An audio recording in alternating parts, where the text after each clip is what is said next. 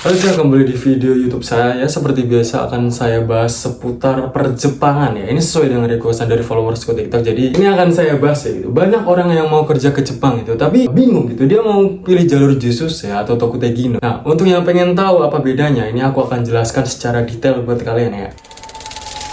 Yang pertama yaitu Jisuse atau Kensuse ya. Biasa disebut dengan anak magang ya. Ini tuh salah satu jalur magang yang dibuat sama pemerintah Jepang gitu ya. Tujuannya tuh bukan cuma kerja, tapi itu belajar skill yang nantinya tuh skill itu bisa dibawa pulang ke negara asal masing-masing kayak gitu loh. Nah, itu niat dari pemerintah Jepang tuh kayak gitu. Cuman ya aku nggak tahu ya, kayaknya tuh niatnya tuh sebenarnya lebih ke biar mendapat tenaga kerja yang murah sih ya. I don't know ya. Ya intinya kayak gitulah ya. Kontrak magang atau Jisuse itu 3-5 tahun ya, maksimal 5 tahun. Terus yang ketiga, untuk gaji sebagai seorang Jisuse atau seorang pemagang itu relatif lebih kecil daripada pekerja orang Jepang asli kayak gitu ya. Karena ya namanya juga magang gitu, makanya gajinya kita kecil. Terus yang keberapa ini? Yang keempat ya, untuk aturan sebagai seorang Jisuse atau pekerja magang itu sangat-sangat ketat. Yang pertama itu jam kerja, lembur juga dibatasi, harus ikut program latihan juga. Kalau magang itu setiap tahun, bukan setiap tahun ya, di tahun pertama dan tahun ketiga itu ada tes ujian magang ya. Kalau di tahun pertama kita nggak lolos, itu biasanya kita dipulangkan. Tapi kalian nggak usah khawatir, itu biasanya tuh kalau tidak lolos untuk yang pertama kali nanti bisa remedi atau yang tes kedua kalinya kayak gitu. Tapi kalau yang kedua kalinya tetap nggak lolos, kalian bisa dipulangin kayak gitu ya. Untuk sisi positifnya dari Jisuse atau pemagang ini, itu tuh jalurnya tuh dibuka sangat banyak ya. Jadi di jalur pemagang ini tuh tidak memerlukan skill yang tinggi kayak Tokutei Gino kayak gitu ya. Jadinya tuh lebih cepat lagi atau lebih gampang untuk masuk ke Jepangnya. Untuk peluang ke Jepangnya tuh lebih tinggi ya.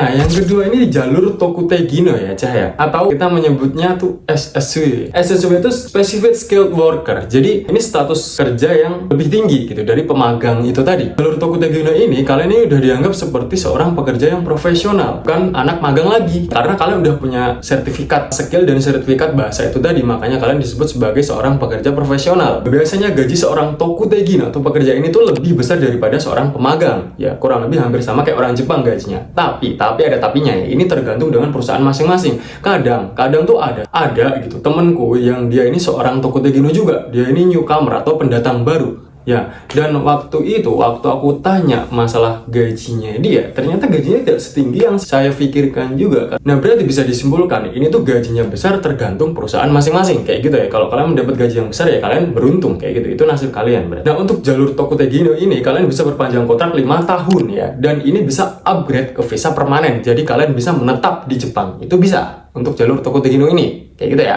Terus yang poin keberapa? Poin keempat atau kelima ya. Nah, untuk jalur Tokutei Gino ini tuh lebih fleksibel karena semisal kalian masuk di perusahaan gitu, terus perusahaannya tuh tidak sesuai dengan ekspektasi dan tidak sesuai dengan kontrak yang tertulis. Nah, kalian ini bisa resign dan bisa nyari kaisa baru atau perusahaan baru seperti itu ya. Jadi lebih fleksibel, beda sama magang.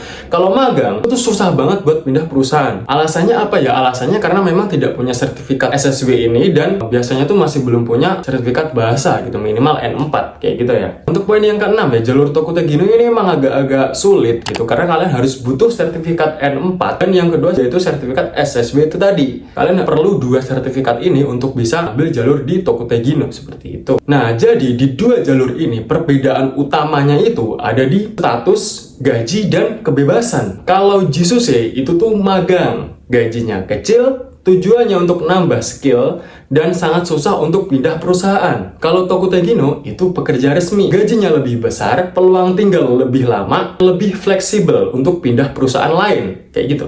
Nah, itu tuh bisa diibaratkan kalau Jisuse itu sebagai pintu awal dan Tokutei Gino itu sebagai level up-nya. Banyak juga orang yang awalnya itu seorang Jisuse, habis itu upgrade ke Tokutei Gino, itu banyak banget. Nah, saya juga contohnya, saya ingin upgrade ke Tokutei Gino juga untuk tahun depan kayak gitu ya. Jadi buat kalian yang masih bingung untuk nentuin jalur apa yang ingin kalian ambil, sesuaikan dengan kondisi dan kemampuan kalian. Yang penting punya tekad dan jangan takut untuk mencoba, itu penting banget. Kalau semisal kalian pengen bahas gimana kita untuk ambil jalur Tokutei Gino atau mungkin Jisuse dan lain-lain, nah itu kalian silahkan komentar, nanti akan saya bahas kayak gitu ya. Mungkin videonya sampai segini dulu, sampai jumpa di part berikutnya. Dadah.